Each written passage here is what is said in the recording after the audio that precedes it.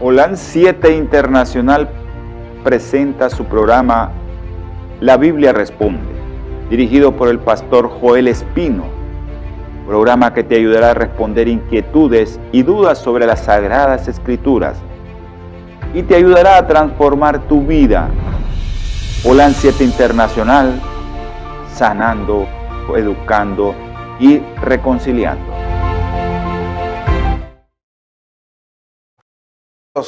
Alabado sea el nombre de nuestro Dios. Mis queridos hermanos, bienvenidos a su programa La Biblia Responde.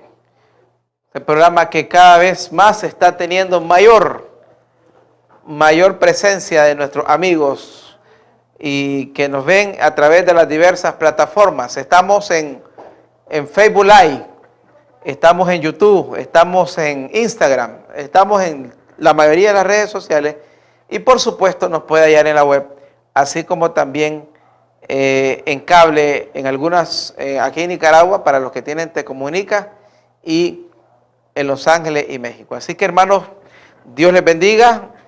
Es un privilegio estar acá para el mensaje de la palabra de Dios. Hemos estudiado la serie de las 7 iglesias, hemos ido una a una viendo cómo Dios va hablando con su pueblo, mandando mensajes, y hemos visto que las iglesias tienen un formato donde Cristo se va presentando, siempre se presenta Cristo. Está el encomio, que es el elogio a cada iglesia.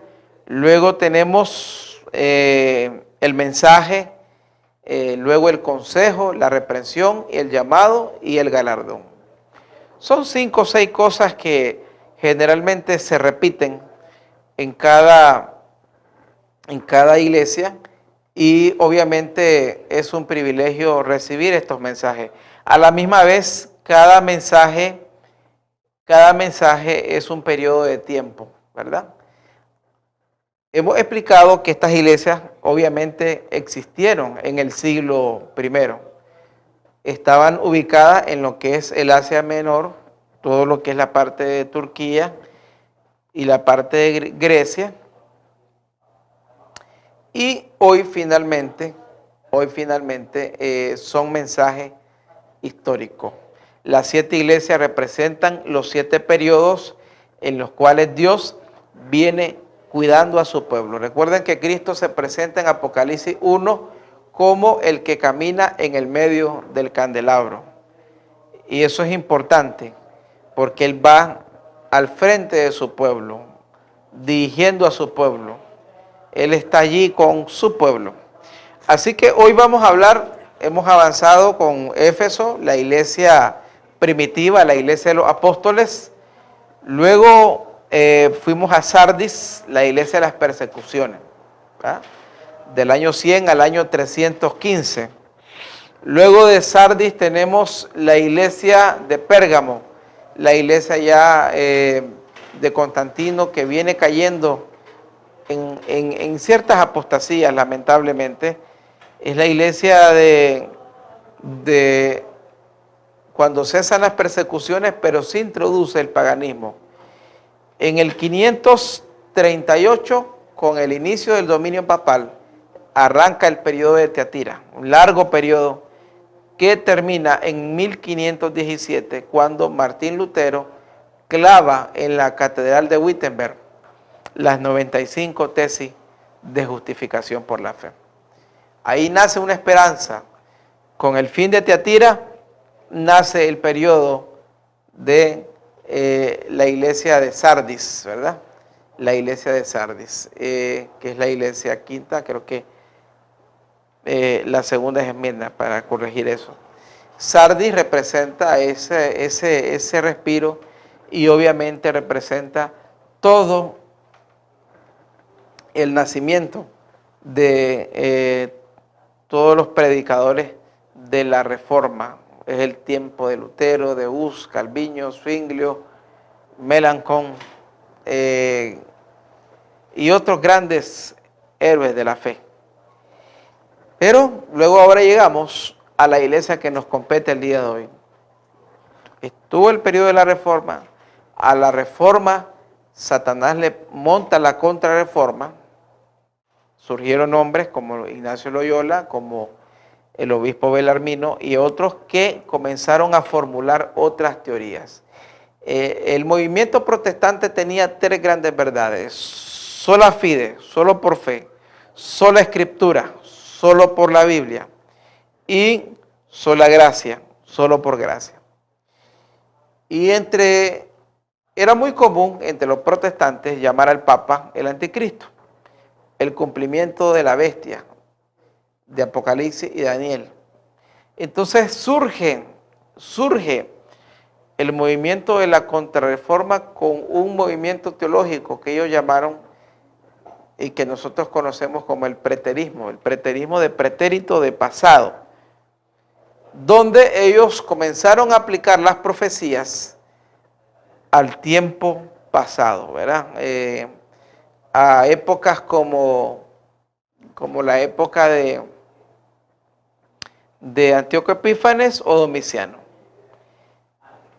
Lamentablemente, algunos cayeron en eso, pero no todos. Y entonces para nuestros tiempos el diablo cambió el disco. Y entonces ya del siglo XVIII y XIX se formuló la teoría del futurismo, cuyo estandarte es el rapto y el dispensacionalismo, que es lo que hoy prácticamente el mundo entero cree. Lo que el diablo ha hecho es, para quitarle el foco al papado, primero usó el preterismo para decir que era Antíoco Epífanes, que era una profecía cumplida en los tiempos de los Macabeos o en los tiempos de Domiciano, en el siglo I, pero luego, como eso no dio tanto resultado, usó el el dispensacionalismo, diciendo que viene un rapto y que cuando venga ese rapto es que se va a manifestar el anticristo. ¿Cuál es el éxito de este engaño? De que la gente ya no ve en el papado ni a Babilonia ni al anticristo, sino como un común cristiano. Y entonces los ojos del cristianismo para el anticristo están en un futuro.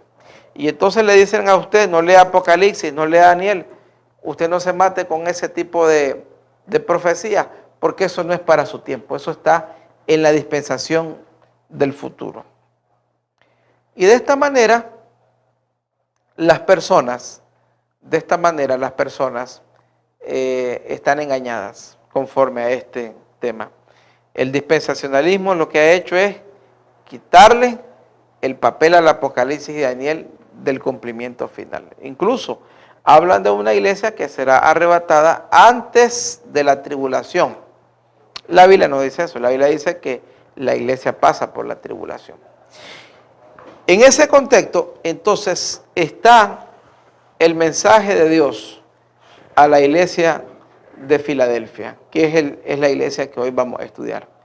Es el mensaje que se da entre 1798 y 1844. Es un mensaje importante que vale la pena estudiarlo. Y ese será nuestro privilegio en esta mañana. Vamos a orar, sí, mis queridos hermanos. Vamos a pedir la bendición de Dios para entender el mensaje de Filadelfia. Amado Dios y Padre, gracias te damos por tu palabra. Gracias, Señor, por el mensaje que tú tienes para nosotros. Oh Dios, esta mañana queremos la bendición de tu presencia en cada televidente, en cada hermano y en cada amigo. Bendícenos, Señor. Prepara nuestros corazones para recibir tu palabra. Acompáñanos, Señor, en el nombre de Jesús. Amén y amén. Muy bien, mis hermanos, como es costumbre, vamos a ir al Apocalipsis y vamos a ir al libro de Apocalipsis, al capítulo 3. Tenemos muchos temas en cola. Después de esto, terminando esta serie de las iglesias, vamos a tener el tema que me pidió mi estimado hermano de Estados Unidos, mi estimado hermano John, el tema del día del Señor de Apocalipsis 1:10. Ese texto es muy controversial. El famoso Gei Gemera en griego, que algunos han atribuido al domingo, pero vamos a ver que la Biblia nos diga eso, ¿verdad? ¿A qué se refiere el término día del Señor en Apocalipsis 1:10? Vamos a eso está en el futuro. También veremos la serie de los sellos. Tendremos la serie de los sellos del Apocalipsis. Y tenemos mucho material, ¿verdad? Y nos han pedido el tema de los sellos, así como otros temas que tenemos en agenda. Así que usted no puede perder, hermano, ninguno de nuestros programas. Vamos a ir al libro de Apocalipsis, al capítulo 3. Noten la presentación. Comencemos con la presentación. Escribe el ángel de la iglesia de Filadelfia. Esto dice el santo, el verdadero, el que tiene la llave de David, el que abre y ninguno cierra, el que cierra y ninguno abre. Como es costumbre, hemos explicado cada uno de los nombres. Filadelfia es una palabra compuesta, ¿verdad? Nos hemos aprendido los nombres de las iglesias. De Éfeso es deseado. Esmirna es fragante, como un olor, ¿verdad? Estudiamos Pérgamo, ¿verdad? Pérgamo es como algo elevado, elevación, ¿verdad? Vimos que es como, lo traducimos como elevación o alto. Pérgamo, Tiatira, ¿verdad? Vimos que Tiatira significaba, Tiatira, el que pone. Luego vimos también el Sardis, que significa canto dulce, canto dulce. Y así cada nombre tiene un mensaje.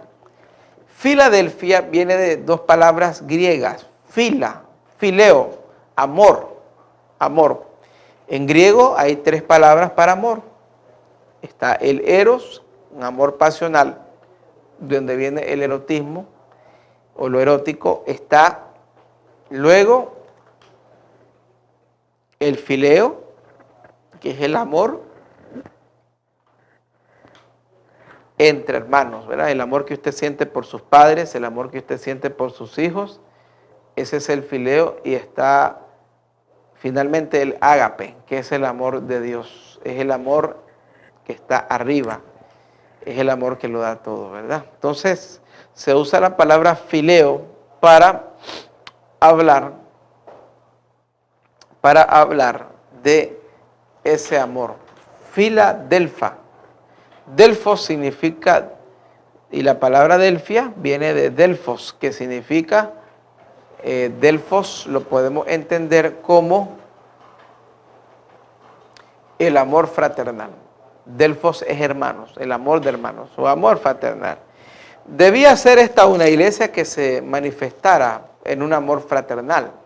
No en vano los nombres están en las iglesias. Filadelfia. Escribe el ángel que está en la iglesia de Filadelfia. Se presenta como el santo.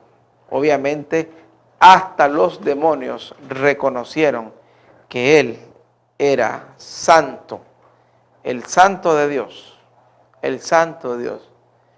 Él es el santo de Dios. Filadelfia se presenta como el santo, el verdadero.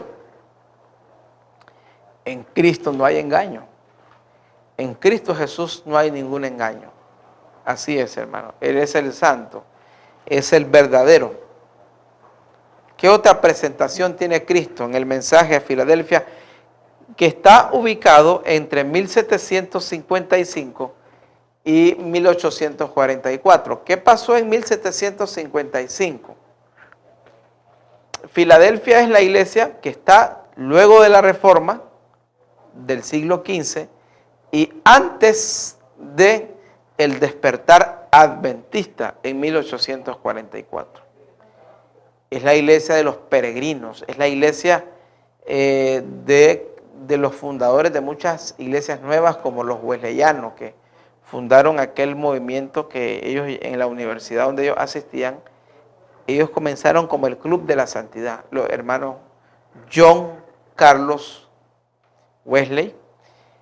Luego ellos llegaron, de ahí surgió el movimiento metodista.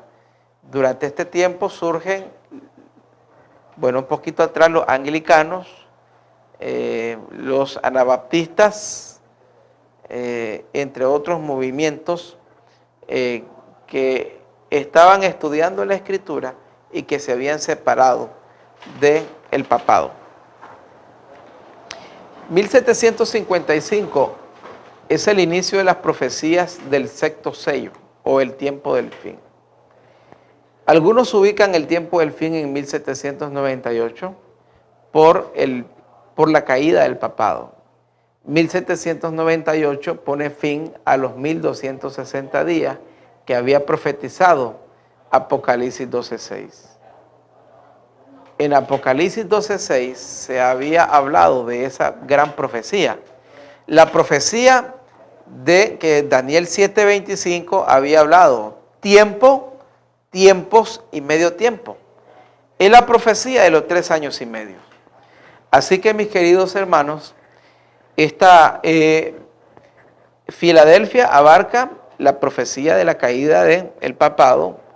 Es la profecía de Apocalipsis 13:4, la herida de la bestia, la herida mortal. Es cuando Francia, bajo el liderazgo de Napoleón, se impone al mundo. El imperio francés envía a Berthier a Italia a deponer al Papa. Y ahí ellos quitan a León XIII, que estaba en ese momento, y Berthier toma Italia. Es un golpe fuerte, la profecía así lo indicaba, y de esta manera todo esto lo abarca Filadelfia, el final del dominio papal. Francia se desborda, obviamente pasaron de un extremo al otro porque luego cayeron en el ateísmo. Porque fueron tantos siglos de dominio, fueron muchos siglos de supremacía papal que con los años, recuerden que el papado ponía impuestos, aparte que habían establecido la Inquisición, derramaron mucha sangre, abundantes muertos que no se sometían a sus falsas doctrinas, y entonces todo eso fue creando un odio que cuando Francia se impone a Italia, ellos llaman a la diosa de la razón, y ahí es donde se establece el ateísmo. Hombres como Nietzsche, como Engels, como Marx y otros escritores surgen con otras propuestas contrarias a la palabra de Dios, y luego más adelante Charles Darwin con su famosa teoría de la evolución. Todo esto abarca Filadelfia, ¿verdad? Todo esto abarca la iglesia de Filadelfia, y dice, estamos en 3:7, el que tiene la llave de David. Siempre a Cristo, esto es muy común en la Escritura, siempre a Cristo se le asocia a David. Por eso es llamado el Hijo de David, porque es un término mesiánico. Isaías lo llama la raíz de David. Y recuerdo las palabras de Bartimeo: Jesús, Hijo de David, ten misericordia de mí. El término Hijo de David solo se aplicaba al Mesías. Era un término solo aplicable al Hijo de Dios. Era algo tremendo realmente, era algo tremendo. Esto, de esta manera, cuando dice la profecía que él tiene la llave de David, se refiere obviamente a que Cristo tiene el poder del reino. Ahora, se ha llamado a Filadelfia la iglesia de la puerta abierta. Ahora, ¿por qué se le llama la iglesia de la puerta abierta? Bueno, si nosotros estudiamos un poquito lo de puertas. ¿Qué puertas se abren en Filadelfia? 1844. La puerta del Santo al Santísimo. Recuerden ustedes que desde la ascensión de Cristo, desde que Cristo asciende, Él fue a ministrar. Juan dice, 1 Juan 1:9 dice, si alguno comete pecado, abogado tenemos ante el Padre. Entonces, Cristo está ministrando desde su ascensión. Sin embargo, hay una puerta que Él no ha entrado antes de 1844 y es la puerta del Santísimo. ¿Para qué? Para la purificación del santuario. Note que Filadelfia en realidad abarca 3 grandes profecías. La profecía de 1755, que es la del sexto sello, donde se habla en el sexto sello. Cuando usted estudia el sexto sello, la Biblia le da 4 grandes señales, dice. Porque el séptimo sello es la venida de Cristo. El sexto sello comienza con el gran terremoto de Lisboa en 1755. Terremoto tan fuerte que se sintió en todo el Mediterráneo y en toda Europa y en todo el norte de África. Muy parecido al tsunami de Sumatra en el 2004, que se sintió prácticamente en más de 20 países, en Indonesia, que tuvo más de 500.000 muertos. Este terremoto marca una de las profecías del sexto sello, el oscurecimiento del sol, la caída de las estrellas en 1833, la luna como sangre, ¿verdad?, en 1791. Todas estas señales se cumplieron, estas señales en los cielos.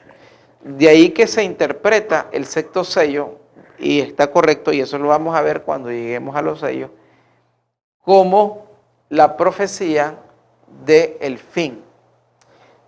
También durante esta iglesia, como ya le explicamos, está la profecía del fin de los 1260 días con la caída del papado.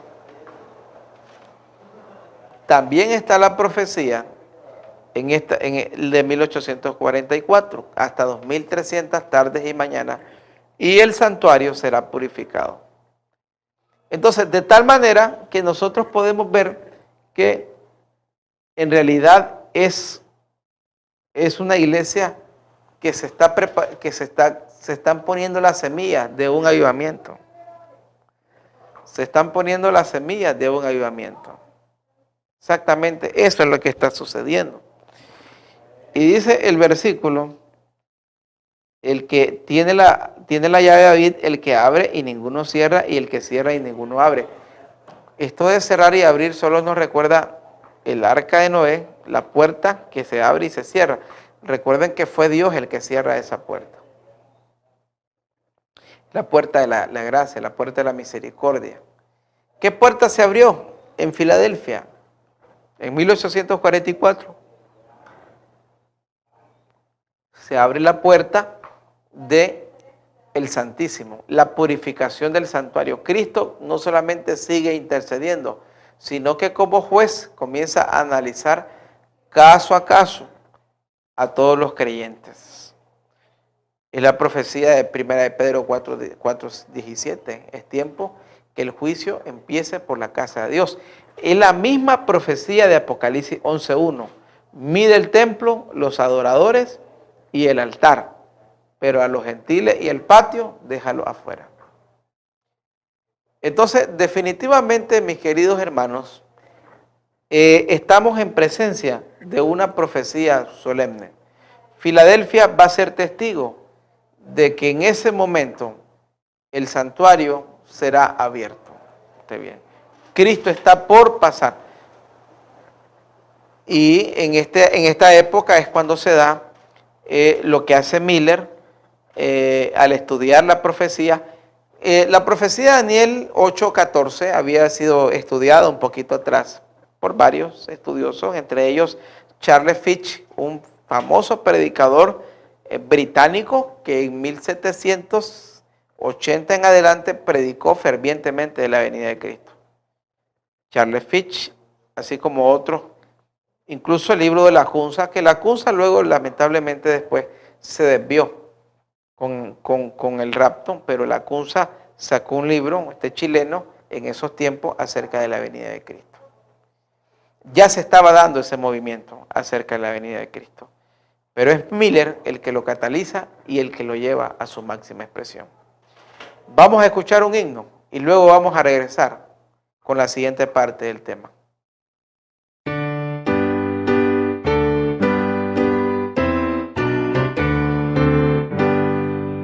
Iglesia de Cristo, reanima tu amor y espera velando a tu augusto Señor. Jesús el esposo, vestido de honor, viniendo se anuncia con fuerte clamor. Si falta en algunos el santo fervor, la fe sea en todos el despertador. Velad, compañeros, velad sin temor, está con nosotros el Consolador. Quien sigue la senda del vil pecador se entrega en los brazos de un sueño traidor, mas para los siervos del buen Salvador, velar esperando es su anhelo mejor.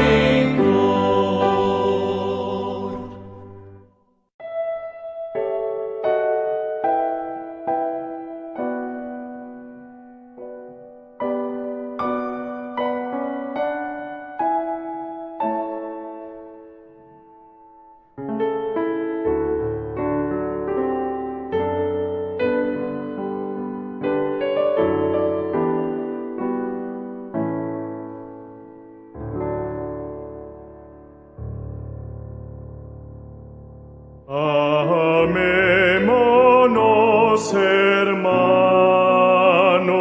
con tierno y puro amor, pues somos la familia de nuestro Padre Dios.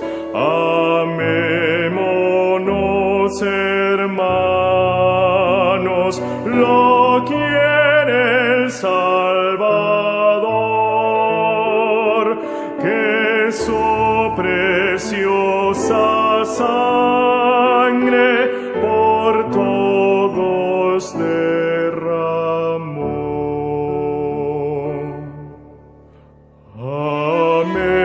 Amémonos, hermanos, en dulce comunión,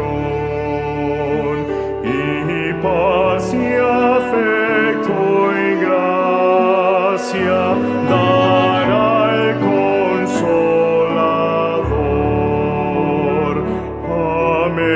Amémonos, hermanos, y en nuestra santa unión no existan asperezas ni discordante voz.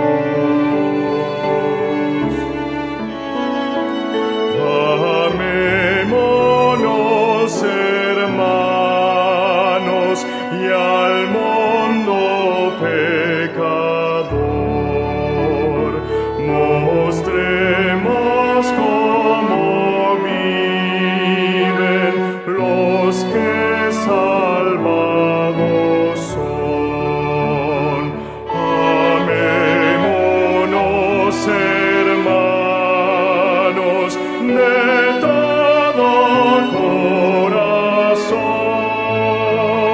Lo ordena Dios el Padre, su ley es ley de amor.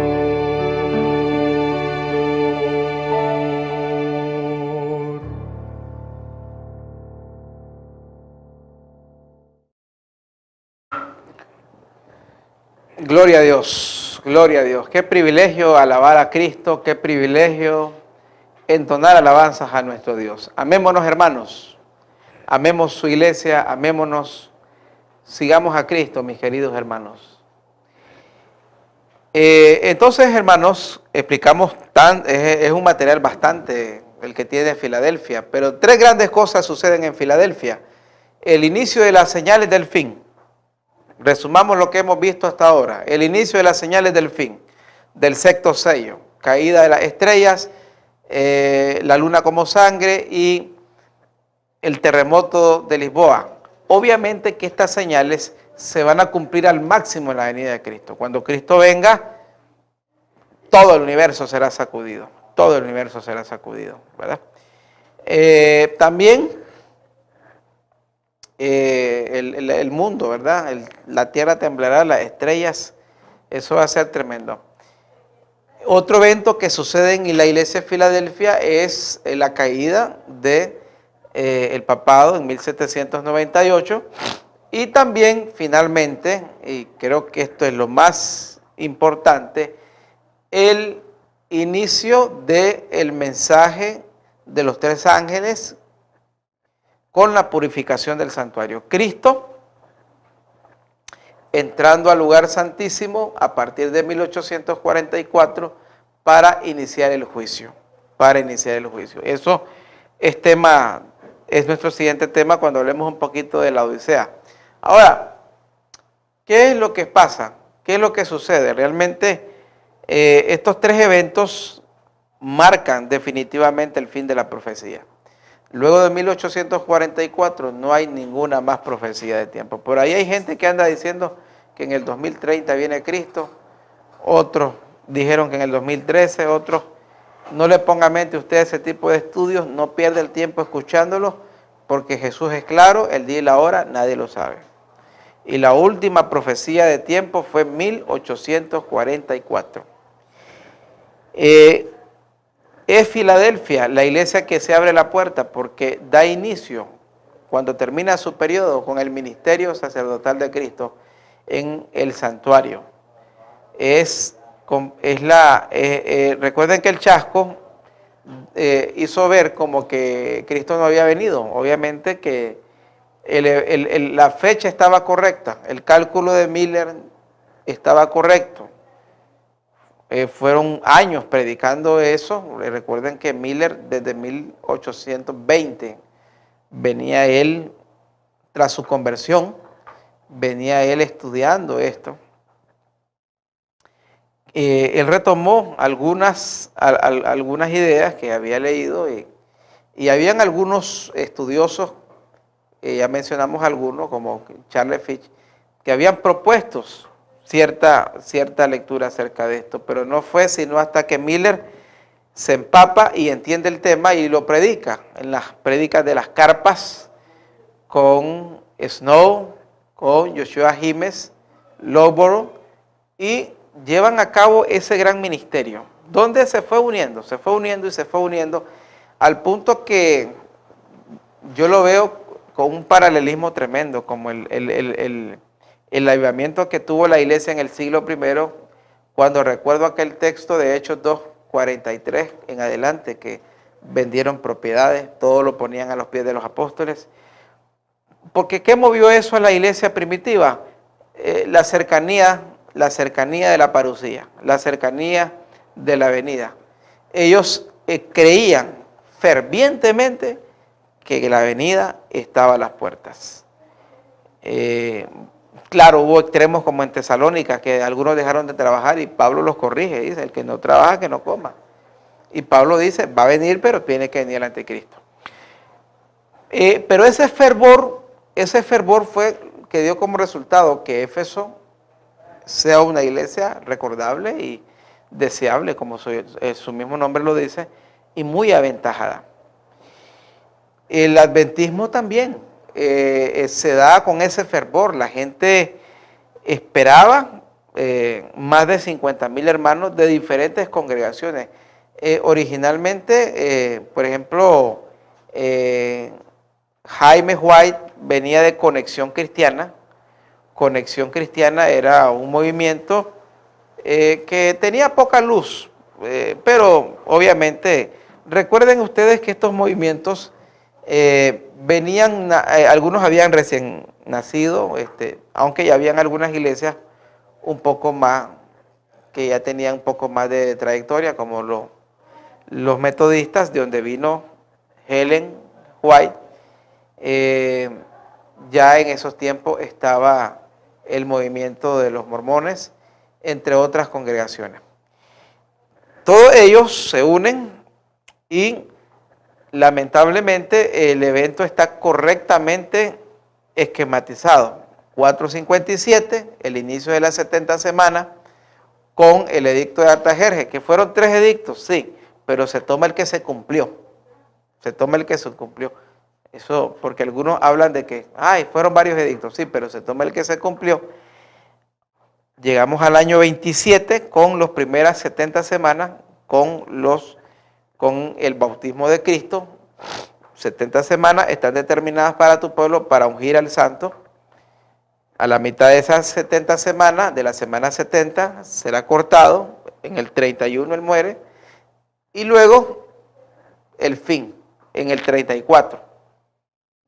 La muerte de Esteban, que algunos asocian, y la predicación a los gentiles. El asunto es que esas 70 son parte de las 2300 tardes y mañanas. El esquema estaba correcto, lo que se falló fue en el evento. El evento finalmente no era terrenal. Ahora, ¿qué llevó a los hermanos a tener esta mentalidad? Sencillamente, el tema del santuario no estaba entendido. No había un énfasis del santuario como hoy nosotros lo tenemos los adventistas del séptimo día. Nosotros vemos en el santuario celestial el cumplimiento del prototipo que había en el terrenal. Había en el terrenal, sin olvidar que el terrenal tan solo fue una copia del santuario celestial, porque el tabernáculo de Dios existía allá. Entonces, tomando el servicio anual que presenta Levítico, la fiesta del Yom Kippur, que era con el tema de las trompetas y el juicio, era el día de la expiación, que era una vez al año. El sacerdote entraba al Santísimo, se abría la puerta o se abría la cortina. Podía él penetrar la Shekinah, la gloria de Dios, la presencia de Dios, donde estaban los querubines que pegaban con las alas, y ese día era día de juicio. ¿Por qué dice Daniel será purificado el santuario? Porque obviamente las confesiones nuestras, todo lo que va ahí, finalmente queda en el santuario. Ellos ignoraron textos como Hebreos 8:1, donde dice, el punto principal de lo que venimos diciendo es que tenemos un santuario celestial y donde está el sacerdote, que es Cristo Jesús.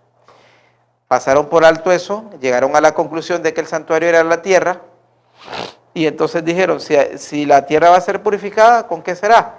Tomaron el texto de Pedro, donde dice que todas las cosas serán purificadas por el fuego, y entonces finalmente dijeron, esto no es otra cosa que la venida de Cristo. La fecha es correcta, el evento no. Luego irán Éxodo, pasando en aquella granja, ve la visión y ve a Cristo cambiando de lugar. Y es ahí donde ellos entienden y dicen, estudiemos más, estudiemos de nuevo. Y entonces ese movimiento no fue cosa de 8 días. Llegó el hermano Bates, estaba Jaime, se reunió Elena, estaba Exxon. Más adelante se fueron reclutando otros y esto dio como resultado el movimiento adventista del séptimo día, porque adventistas hay que aclarar que ya existían, se le llamó así a todo el movimiento de 1844. Y es por eso que usted lee en la Odisea, vamos a hablar un poquito más detalles obviamente, de la naturaleza del juicio y de lo que Cristo está haciendo. Es por eso que usted ve que Él tiene una llave y que Él abre y Él cierra. Obviamente Cristo es el que abre y cierra la gracia. Por eso así lo presenta. Filadelfia, como todas las iglesias, tiene un mensaje. Conozco tus obras. He abierto ante ti una puerta que nadie puede cerrar. Porque aunque tienes poca fuerza, obviamente, y hay que aclarar esto, no es que con las 95 tesis de Lutero, por arte de magia, se terminaron las persecuciones. De hecho, los peregrinos tomaron barcos huyendo de las persecuciones. Recuerden ustedes que en Apocalipsis 12, cuando la mujer huye al desierto por 1260 años, el dragón arrojó ríos de persecución. O sea, siempre el diablo está atacando, ¿me entiendes? Siempre el diablo está queriendo que la iglesia pierda. Y dice ahí, tienes poca fuerza porque obviamente las barbaries continuaron, pueblos enteros, el papado siguió persiguiendo. Luego dice, pero has guardado mi palabra y no has negado mi nombre. Como ha sido algo muy común en las 6 iglesias que hemos visto hasta hoy, siempre hay un remanente, siempre hay un remanente, siempre hay un remanente. Siempre hay gente fiel, siempre hay gente que no renuncia a la palabra de Dios. Y sigue diciendo, yo te entrego de la sinagoga de Satanás a los que dicen ser judíos y no lo son, sino que mienten. Los obligaré a que vengan y se postren a tus pies y sepan que yo te he amado. Generalmente los falsos judíos, siempre en la iglesia se asocia a los falsos cristianos, asociando un poquito al judaísmo como el cristianismo como una nación, como el cristianismo como una religión nacida en el judaísmo. Había falsificación del evangelio. Recuerden que se hizo la contrarreforma, se intentó, siempre que hay un avivamiento, hay falsos avivamientos, téngalo por seguro. Siempre que surge algo bueno, surge lo malo. En esos mismos años, mientras Dios estaba levantando a su pueblo, surgieron movimientos como el mormonismo, enseñando prácticamente teología masónica. Surgió el famoso tratado y libro de Darwin, el origen de las especies, y otra serie de engaños, ¿verdad? Y los mismos franceses, no crea que es que se volvieron a Dios cuando ellos se desligan del papado. En vez de eso, toman a la diosa razón y instituyen el ateísmo, y se abrazan a la lógica, a la razón, y desprenden a Dios prácticamente de su nación. Cierto que declararon los derechos humanos, ¿verdad? Pero esto, aunque hay sus cosas buenas que Dios permitió, finalmente el diablo sacó siempre ventaja de perder a los hombres. Esto es algo muy normal. Y por eso el mensaje a Filadelfia es, toda esta gente finalmente se va a postrar. No van a poder contra el pueblo de Dios. No van a poder contra el pueblo de Dios. El pueblo de Dios siempre va a vencer. Y esa es la esperanza y ese es el mensaje de Filadelfia. Ahora Dios nos abre una puerta. Sabemos que es la puerta del Santísimo. Pero saquemos un mensaje para nosotros, porque todo buen estudio tiene la aplicación. Si hemos sentido que todas las puertas se nos han cerrado, qué duro es cuando se nos cierran las puertas. Gracias a Dios, Dios siempre abre puertas, hermano. Dios siempre abre puertas hasta para predicar el evangelio. Se los puedo decir por testimonio propio, hermano. Por testimonio propio. Dios siempre a este servidor ha abierto puertas, aunque Satanás ha querido cerrar muchas. Aquí estamos predicando el evangelio. Pero ¿qué puerta tiene que abrir Dios en tu vida? Quizás la puerta para la sanidad de tus hijos. Quizás la puerta para la sanidad de tu cáncer. La puerta, Tú dices, necesito que esa puerta se abra, la puerta del corazón de tu cónyuge, la puerta del corazón de un jefe malvado que te maltrata, la puerta de una bendición económica. Hermano, Él tiene la llave. No dude de eso. El mensaje de Filadelfia es claro. Yo tengo la llave, dice el Señor. A tu problema Él tiene la llave, hermano. Dejemos que esa llave penetre en nuestras almas y abra Él los almacenes celestiales. Él es la solución. Él es la solución. Lo fue para Filadelfia. Lo sigue siendo para nosotros también. No dude, hermano, en que Él abre puertas. Y cuando Cristo abre las puertas, nadie las cierra. Solo Él puede cerrar. Luego dice el Señor, mire qué lindo mensaje, en el versículo 10. Por cuanto has guardado la palabra de mi paciencia, yo también te guardaré de la hora de prueba que ha de venir en todo el mundo para probar a los que habitan en la tierra. Promesa maravillosa, mi querido hermano. Tú has guardado mi palabra, yo te guardaré. Una ecuación como que 2 más 2 es 4, hermano. Yo obedezco, no dice que me salvo, no, la salvación es por gracia. Pero usted obedece y tiene la bendición fiel. Aunque la obediencia no salva, la obediencia trae bendición. No menospreciemos la obediencia. Y a veces, en aras de la gracia, creemos que la obediencia no tiene su papel. Claro que lo tiene. No nos salva porque son las obras de Cristo las que nos da la salvación. Pero la obediencia nos trae la bendición. Donde hay obediencia, hay bendición. Y aquí lo está diciendo el Señor. Si guardas mi palabra, yo te guardaré de la prueba, ¿verdad? Y me gusta que lo declara. No es condicional. Él dice, has guardado la palabra de mi paciencia. A veces el diablo presenta a la gente como que, escucho yo que incluso algunos predicadores dicen, ¿quién guarda los mandamientos? ¿Quién guarda la ley? ¿Quién guarda la palabra? Aquí dice que has guardado tu palabra. Seamos parte de este pueblo. Seamos parte de este pueblo. Despidámonos con la promesa. Mire qué lindo. Bueno, el consejo y la promesa. Déjeme decirle 2 cosas. Esmirna es la única iglesia que no recibe regaño. Es la única iglesia. La iglesia de Esmirna. Y la Odisea es la única que no recibe elogio. Interesante, ¿verdad? Nosotros somos la Odisea. Ya vamos a hablar un poquito de eso en el siguiente estudio, ¿verdad? Pero Filadelfia, mire qué lindo.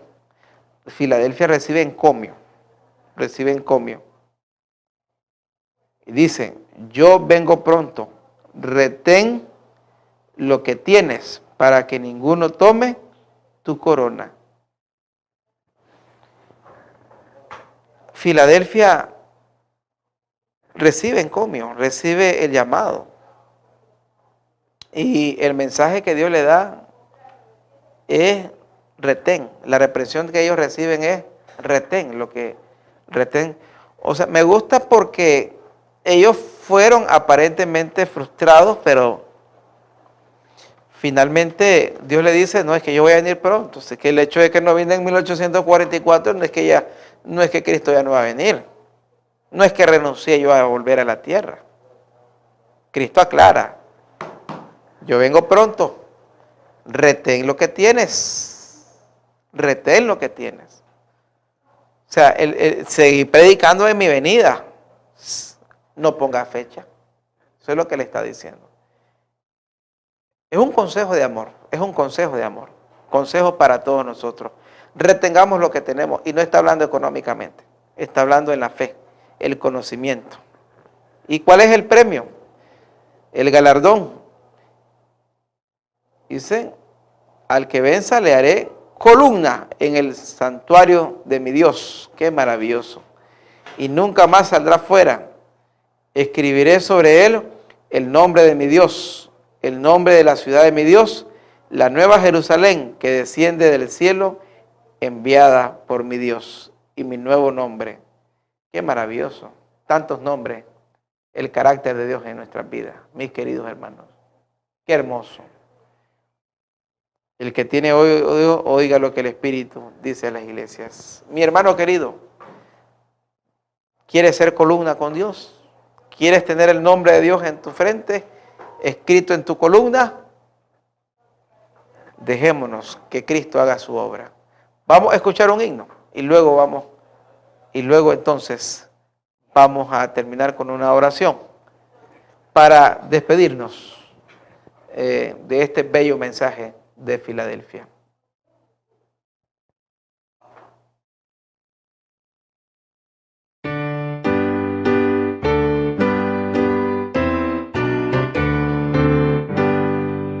Iglesia de Cristo, reanima tu amor y espera velando a tu augusto Señor. Jesús el esposo vestido de honor, viniendo se anuncia con fuerte clamor. Si falta en algunos el santo fervor, la fe sea en todos el despertador. Velad, compañeros, velad sin temor, que está con nosotros el Consolador. Quien sigue la senda del vil pecador se entrega en los brazos de un sueño traidor, mas para los siervos del buen Salvador, velar esperando es su anhelo mejor. Gloria a Dios, mis queridos hermanos, gloria a Dios. Vamos a orar para cerrar. Y recuerda el consejo de Filadelfia es para nosotros. Retén lo que tienes, mira que vengo pronto. Y no olvide que para todo problema Él tiene la llave. Padre, gracias te damos por este bello mensaje. Gracias te damos, Señor. Queremos ser de ese pueblo, de los que guardan tu palabra y que tú vas a guardar de lo que vendrá en la tierra, de la prueba final. Señor, abre la puerta de la sanidad a ese cáncer, abre la puerta a ese problema matrimonial, abre la puerta a ese hijo rebelde, abre la puerta para solucionar esas finanzas quebradas, abre la puerta para sanar esa iglesia dividida, abre la puerta, Señor, para todos nuestros problemas, porque tú eres la llave, tú eres el que abre y ninguno cierra. Ayúdanos a retener tu mensaje para estar listos. En el nombre de Jesús. Amén y amén. Dios les bendiga, mis queridos hermanos. Holan 7 Internacional presentó su programa La Biblia Responde, dirigido por el pastor Joel Espino, programa que te ayudará a responder inquietudes y dudas sobre las Sagradas Escrituras y te ayudará a transformar tu vida. Holan 7 Internacional, sanando, educando y